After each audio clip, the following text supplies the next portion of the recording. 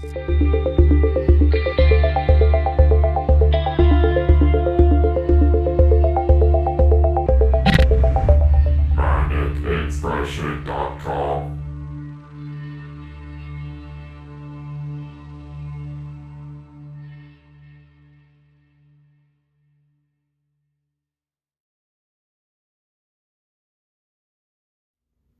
The Marvel Cinematic Universe is now an institution.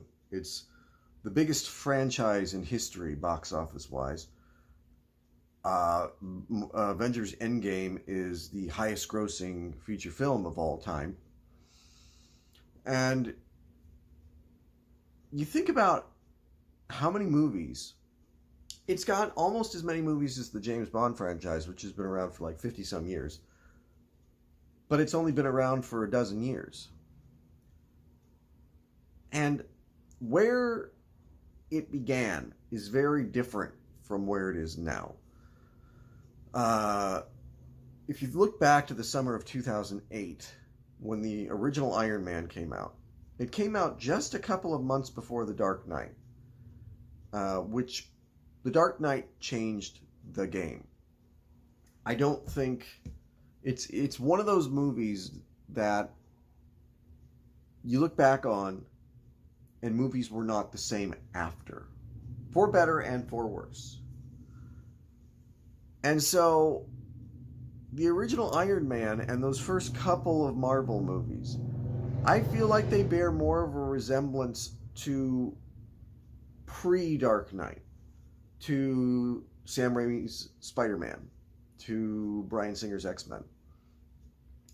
It's closer to that late 90s, early 2000s superhero movie aesthetic. That's not bad. Spider-Man movies and X-Men movies, good movies. But you see the evolution of where it went. However, to me, there is one and only one Phase 1 MCU movie that stands out as something ahead of its time, different from what has come before. Released still only a month after Iron Man and a month before The Dark Knight.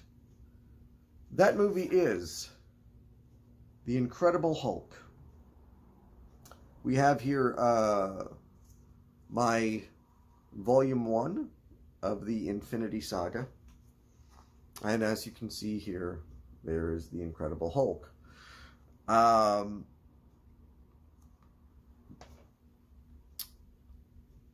I started making videos building up to the first Avengers movie. My first video ever was a review of Captain America, the First Avenger.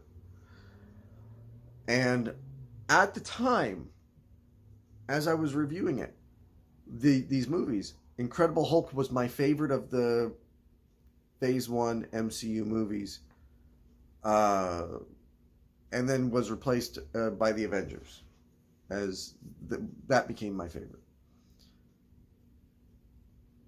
When I look back now, Incredible Hulk stands the test of time in a way that the other Phase 1 MCU movies don't quite as much.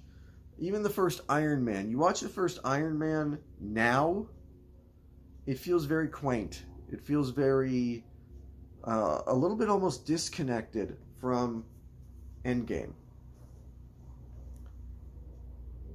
But the Incredible Hulk is the one everybody wants to forget.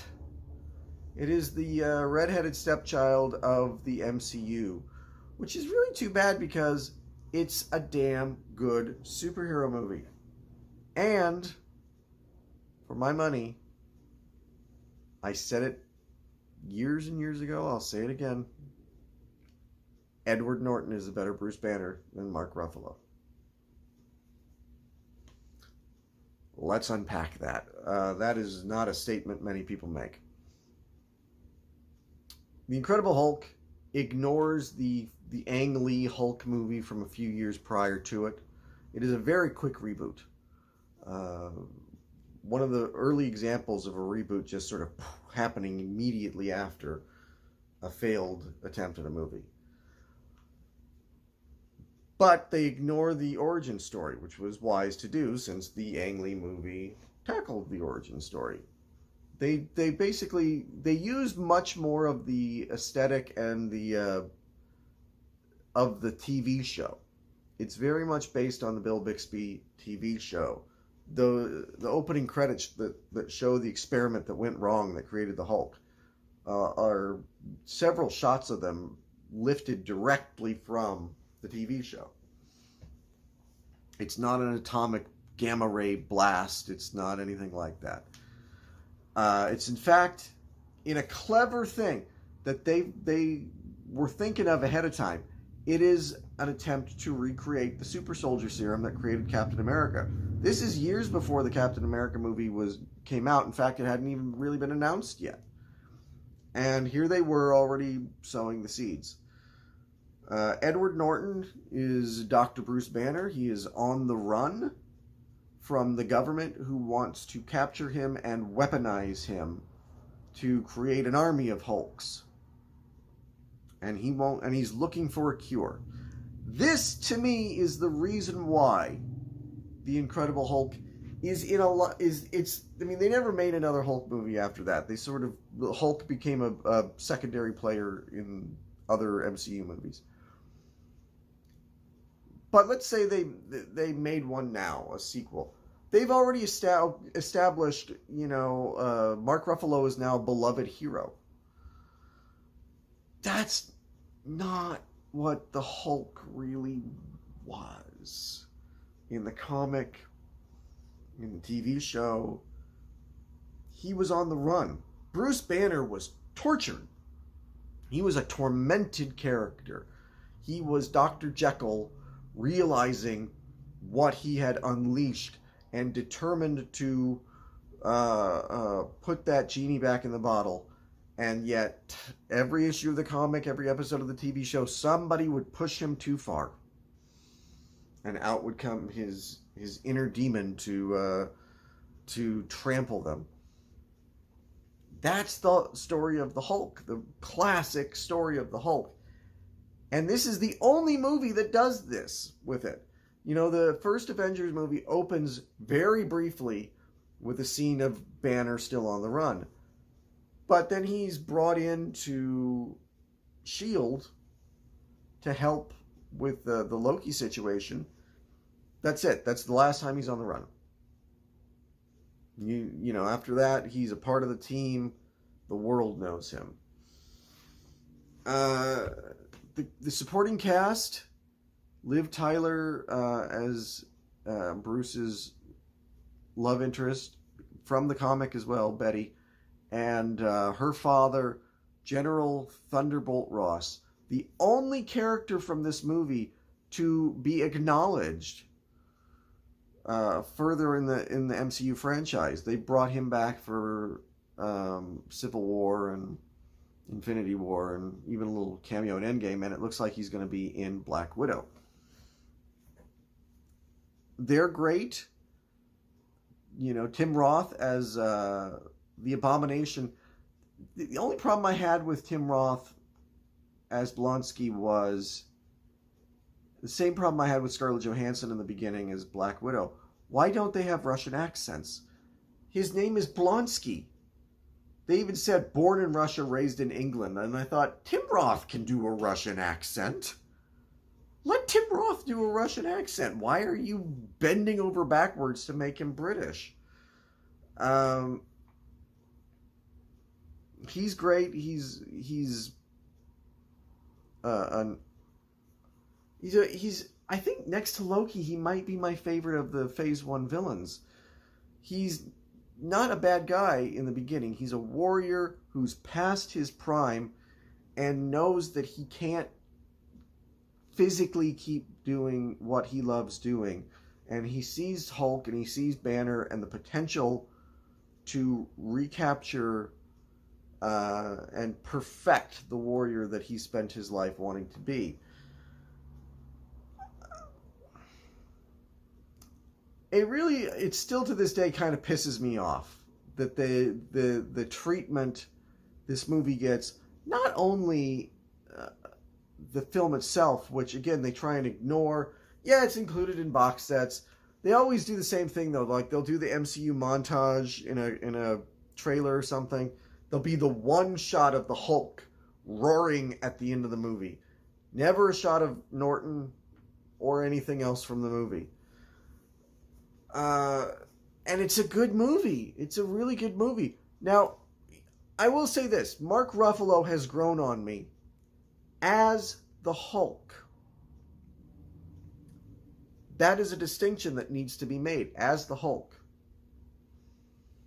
His performance in as a Hulk in Avengers, in Ragnarok, and Endgame. He's a very good Hulk. He's not a very good Banner. Norton is a good Banner. Banner is not... He's antisocial. He's... He doesn't know how to... There's a great scene in the movie where he's trying to be incognito. And he's got a baseball cap on. And Liv Tyler kind of looks at him and untucks his shirt. Like, you're a nerd. You stand out because you're a nerd. I didn't feel that with... Banner right away, in the first Avengers movie, Ruffalo's wearing a nice suit. Kind of I remember like a stylish purple shirt.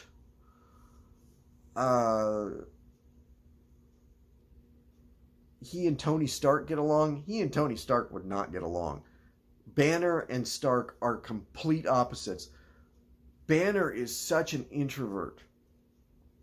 He's shy. He's doesn't know how to interact with people. Betty is sort of his only connection to humanity in a lot of ways. She was the only person that he really connected with. Norton captures that beautifully.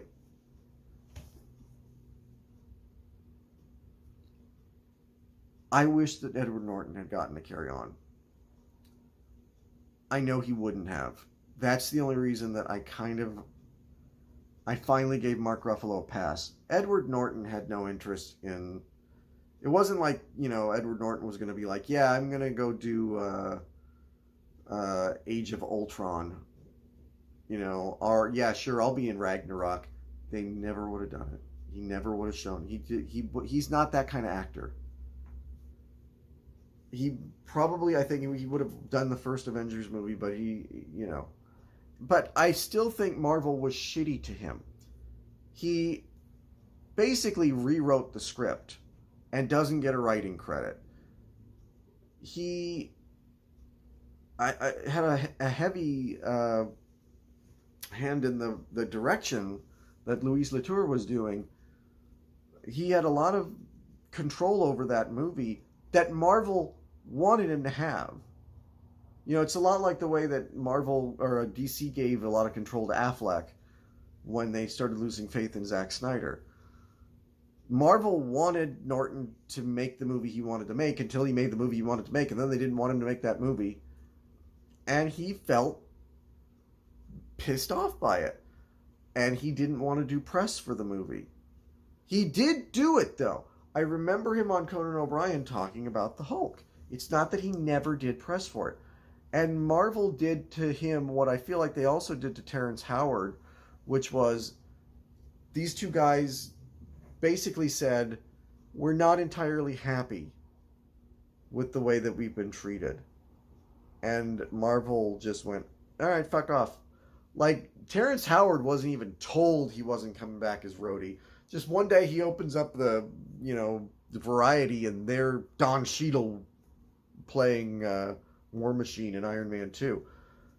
That's not a good way to treat people. Marvel does not have the greatest track record of how it treats people. Natalie Portman is finally coming back as Jane Foster because they promised her the lead in a movie and probably paid her a dump truck full of money in order to come and do the part.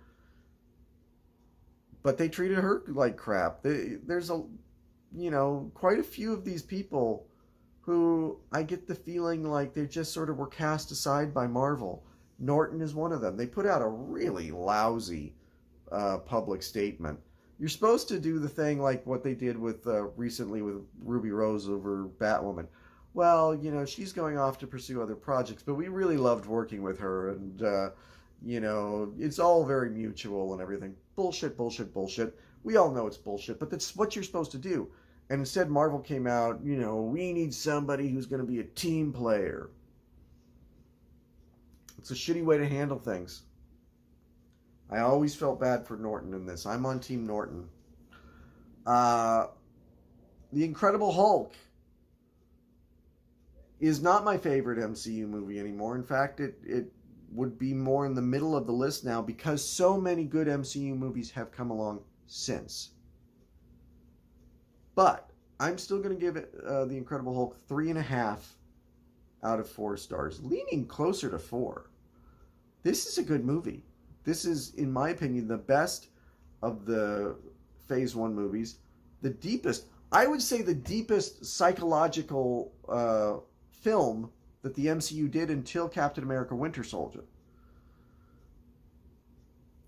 I wish that they gave it more respect, And by the way, somebody at some point bring back Tim Blake Nelson to tie up that loose end with the whole leader storyline. I know it was done as a comic book. I have the comic book.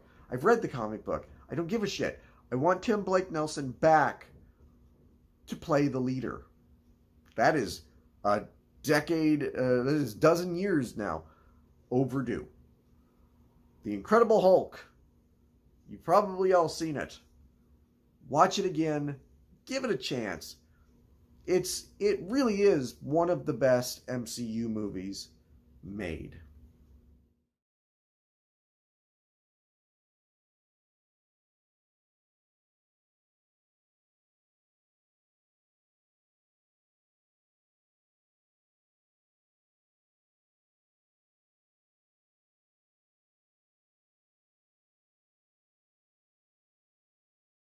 The worlds.